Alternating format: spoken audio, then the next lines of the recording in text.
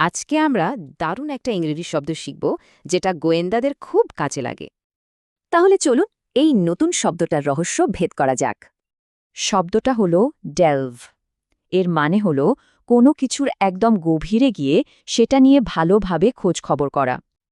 Del শব্দটা সহজে মনে রাখতে নিজেকে একজন গোয়েন্দা ভাবুন যার হাতে একটা আতস কাঁচ আছে। ডেলভিং মানে শুধু ওপর থেকে দেখা নয়, বরং কোনো কিছুর একেবারে ভেতরে গিয়ে আসল সত্যিটা খুঁজে বের করা। আচ্ছা, এবার কয়েকটা উদাহরণ দেখা যাক যেখানে ডেলভ শব্দটা ব্যবহার করা হয়েছে।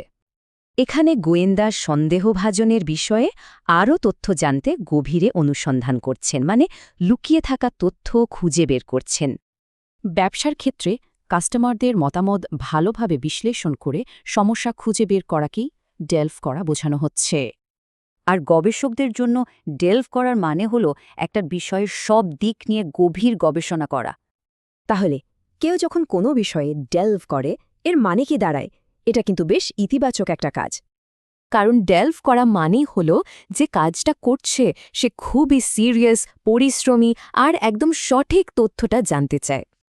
তাহলে সহজ কথায় মনে রাখতে হবে, ডেলভ মানে হল কোনো জ্ঞানের জন্য গভীরে অনুসন্ধান করা।